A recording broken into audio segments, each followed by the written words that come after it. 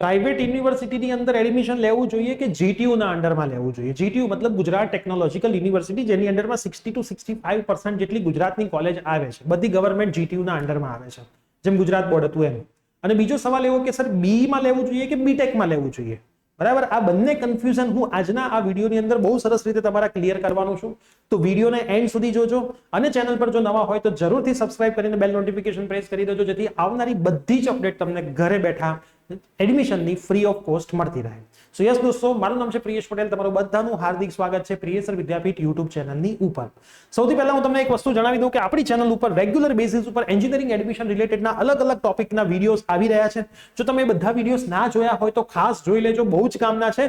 કેમ કે ઘણા બધાને એડમિશન પ્રોસેસ પૂરી થયા પછી ઘણી બધી વસ્તુની ખબર ના હોવાના લીધે અફસોસ રહી જાય છે કે મેં એડમિશન પ્રોસેસ પહેલેથી સમજીને કરી હોત તો સારું હતું. તમારે તમારો આ ટાઈમમાંથી તમારા આખા દિવસના ટાઈમમાંથી થોડોક ટાઈમ આ બધા વિડીયોઝને સમજવામાં અને એના હોમવર્ક કરવામાં આપવો જોઈએ, એવું મારું માનવું છે, જેથી તમને સારી કોલેજમાં એડમિશન મળી શકે. અને લાસ્ટ યરના કટ ઓફના વિડીયો આપણે આપણા ઇન્સ્ટાગ્રામ હેન્ડલ પ્રિયેશ વિદ્યાપીઠ પર પણ મૂકી રહ્યા છીએ, તો તમે ત્યાંથી પણ એ દરેક વિડીયોઝની અપડેટ લઈ શકો છો. હવે વાત આવે છે કે પ્રાઇવેટ યુનિવર્સિટીમાં એડમિશન લેવું કે જીટીયુમાં લેવું. તો પ્રાઇવેટ યુનિવર્સિટીના હું બે ટાઈપ પાડું છું. કઈ રીતે સમજજો? જેમ કે પ્રાઇવેટ યુનિવર્સિટી છે, હે ને? પ્રાઇવેટ યુનિવર્સિટીની અંદર એક એ સેક્શનની કોલેજ છે અને બીજી બી સેક્શનની કોલેજ છે. એ સેક્શનની જે કોલેજ છે એ બધી કોલેજ એવી છે કે જે ટોપ નંબર પર આવે છે, જેમ કે ટીએઆઈસીટી, નિરમા, આઈઆઈટી રામ, અમદાવાદ યુનિવર્સિટી, પીડીઈયુ. એના પછી હું વાત કરું તો ડીડીયુ, એમએસ યુનિવર્સિટી. રાજકોટ સાઈડની વાત કરું તો દર્શન યુનિવર્સિટી. આ બધી સ્ટાન્ડર્ડ કોલેજમાં આવે છે. અમદાવાદમાં અદાણી યુનિવર્સિટી.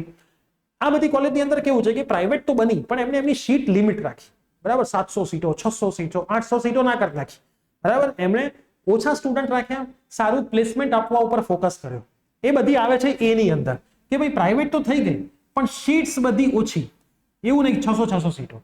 અને બી કેટેગરીમાં એવી કોલેજ આવે છે કે જે પ્રાઇવેટ એટલા માટે થઈ કે એમને એમની સીટ વધારવી હતી.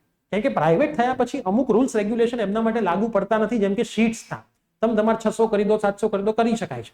અમુક પ્રૂફ સાથે તમે કરી શકો. તો એવી પણ તમને જોવા મળશે કે જેમાં કોમ્પ્યુટરની 600 સીટો, કોમ્પ્યુટરની 1200 સીટો, એક જ કેમ્પસમાં અલગ અલગ નામે બે કોલેજ ચાલતી હશે, ત્રણ કોલેજો ચાલતી હશે, બધામાં કોમ્પ્યુટરની 300 સીટો હશે. ભરો પૈસા ભરો, સીટો ભરો, મોજ કરો, છોકરાઓના ભવિષ્યનું જે થાય થવા દો. બરાબર, હું કોઈના નામ નથી લેતો, પણ તમે સમજુ વ્યક્તિઓ છો તો તમે થોડુંક હોમવર્ક કરી શકો છો. બરાબર, તો હવે જો તમારે પ્રાઇવેટમાં લેવું હોય તો તમે પ્રાઇવેટમાં આની અંદર જાઓ, એ તમારા માટે બેસ્ટ ઓપ્શન છે. આની અંદર ક્યારેય જવું નહીં. હું તો એવું કહું છું કે ફ્રીમાં મળતું હોય ને તોય ના જવું. ફ્રી કદાચ આપી દે ને, ફ્રી તો આપશે જ નહીં તમને, એમાં જવું જ નહીં. અને બીજું, આવી કોલેજમાંથી ઘણી બધી કોલેજના ફોન આવવાના ચાલુ પણ થઈ ગયા હશે, મેસેજ આવવાના ચાલુ પણ થઈ ગયા હશે, તો સમજી લેવું કે ભાઈ તો આ પ્રાઇવેટ યુનિવર્સિટીની વાત થઈ. હવે જીટીયુ ના અંડરમાં આવવાથી તમને એક બે બેનિફિટ છે. સૌથી પહેલા, સમગ્ર ગુજરાતનું સેમ મેનેજમેન્ટ જીટીયુ કરે છે. એક્ઝામ મિડ સેમ તો કોલેજ ઉપર હોય, પણ જે ફાઇનલ એક્ઝામ હોય, જેમ ગુજરાત બોર્ડની ફાઇનલ એક્ઝામ ગુજરાત બોર્ડ લેતું હતું, સીબીએસઈ નું સીબીએસઈ, બધી જગ્યાએ સેમ પેપર સેમ દિવસે, તો એ સેમ ટુ સેમ જીટીયુ અંડરમાં બધું આવે છે. તો જીટીયુમાં એવરી યર એક પ્લેસમેન્ટ ફેર થાય, વીજીસી કોલેજ જે ચાંદખેડા છે ત્યાં. અને એ પ્લેસમેન્ટ ફેરનો જે સર્ક્યુલર આવે, બરાબર, લાસ્ટ ટાઈમ પણ સર્ક્યુલર આવ્યો, તેમાં ક્લિયરલી લખેલું હોય કે જીટીયુના અંડરમાં આવતી કોલેજના જ વિદ્યાર્થીઓએ આ પ્લેસમેન્ટમાં ભાગ લેવો.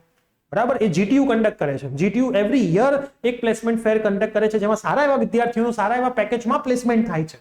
બરાબર, તો એ વિદ્યાર્થીઓ તમને બધી જ આખા ગુજરાતની ગમે તે જીટીયુની અંડરની કોલેજમાં હોય, તમે એ પ્લેસમેન્ટમાં ભાગ લઈ શકો, એમાં તમે ઇન્ટરવ્યુ આપી શકો, તમને ત્યાંથી જોબ મળી શકે. તો એક કોમન જોબ ફેર જીટીયુ દ્વારા, જીટીયુના જ વિદ્યાર્થીઓ દ્વારા કન્ડક્ટ કરવામાં આવે છે, પ્રાઇવેટ યુનિવર્સિટી નહીં.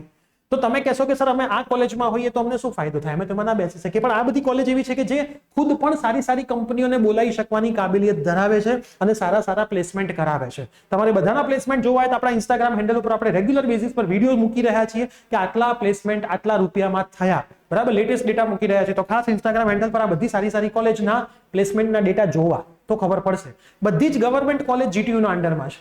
બરાબર, બધી જ ગવર્મેન્ટ, અમુક ગવર્મેન્ટ કોલેજ પોતાના સાઇડથી પણ પ્લેસમેન્ટ કરાવે છે, જેમ કે એલડી છે, વીજીસી છે, સારી ગવર્મેન્ટ સેક્ટર 28 છે, એમનું પોતાનું પ્લેસમેન્ટ પણ થાય છે. બરાબર, એટલે ગવર્મેન્ટમાં તમે લેશો તો જીટીયુના અંડરમાં જ આવશો. બીજી વસ્તુ, બહુ વધારે સીટ વાળી કોલેજમાં શું તકલીફ પડે છે કે ભાઈ 700 સીટ પ્લેસમેન્ટ આવ્યું તો એ 700 માંથી કેટલાને લઈ જશે? 10% વિદ્યાર્થીઓને લઈ જશે. હવે 700 ના 10% કાઢતા તમને આવડે, તમે મેથ્સ વાળા વિદ્યાર્થીઓ એટલે તમે ત્યાં એન્જિનિયરિંગમાં લો છો, એ 10%માં તમારો ચાન્સ આવશે? એક વિચારવા જેવો સવાલ છે. બરાબર. એટલે હું હંમેશા એવું કહેતો હોઉં છું કે ઓછી સીટ જ્યાં હોય ને ત્યાં એડમિશન લેવું. કદાચ જો કેમ્પસ આવી ગયું તો આપણો નંબર પહેલા લાગી શકે, આપણો નંબર પહેલા લાગી શકે. આ પહેલો તમારો ડાઉટ મેં ક્લિયર કર્યો. હવે બીજો ડાઉટ, સર મારે તો બીટેકમાં લેવું છે, બીઈમાં. એટલે ભાઈ બીઈ બીટેક બધું સરખું જ છે. અમુક યુનિવર્સિટી છે જે બીટેકની ડિગ્રી આપે છે, અમુક યુનિવર્સિટી બીઈ ની આપે છે, એમાં કોઈ ફરક નથી, બધું સરખું જ છે. કોઈ તમને એમ કહેતું હોય કે બીટેકની વેલ્યુ બહુ વધારે છે, બીઈ ની ઓછી, એવું નથી ભાઈ. એ તો યુનિવર્સિટી વાળા તમને એવું કહેશે, એમની યુનિવર્સિટીમાં બીટેક આપવામાં આવતી હશે ને તો એવું જ કહેશે બીટેકની બહુ વધારે છે, બીઈ ની બહુ ઓછી છે. બરાબર. એવું પણ ખરેખર કશું છે નહીં માર્કેટમાં. મેં આજ સુધી નથી જોયું, તમે જોયું હોય તો મને નથી ખબર, પણ બીઈ બીટેક બધું સરખું છે. અમુક પ્રાઇવેટ યુનિવર્સિટી બીટેકની ડિગ્રી આપે છે, અમુક પ્રાઇવેટ હજી એવી છે જે બીઈ ની ડિગ્રી આપે છે. બરાબર. ઘણી બધી કોલેજ છે, જેમ કે હું એક પ્રાઇવેટમાંથી ભણ્યો છું તો મને એમટેક નથી મળી, મને એમઈ જ મળી છે. બરાબર. તો એવું નથી કે પ્રાઇવેટ યુનિવર્સિટી એમટેક અને બીટેક જ આપે, રેગ્યુલર યુનિવર્સિટી બીઈ ને એમઈ જ આપે. એ યુનિવર્સિટીના ટર્મ્સ એન્ડ કન્ડિશન મુજબ સેટ થયું હોય તો બધું સરખું જ છે, એમાં કોઈ ફરક છે નહીં. તો ખાસ આ વસ્તુ તમારા મગજમાં ક્લિયર કરી દેજો કે ભાઈ પ્રાઇવેટમાં લેવું કે જીટીયુ ના અંડરમાં લેવું, તો તમારે હવે થોડું ક્લિયર થવું પડશે. કેમ કે જેવા રાઉન્ડ ચાલુ થશે પછી આપણી પાસે એ બધો સમય હશે નહીં. તો અત્યારે જેટલું હોમવર્ક કરવું એટલું કરી લો, જેટલા ડાઉટ ક્લિયર કરવા છે એટલા કરી લો, પછી બધી વસ્તુનો મોકો નહીં મળે. તો આ વિડીયો તમારા મેક્સિમમ ફ્રેન્ડ્સમાં શેર કરી દેજો. મળીએ છીએ આવી જ કોઈ નવી અપડેટ સાથે. Till that bye, take care.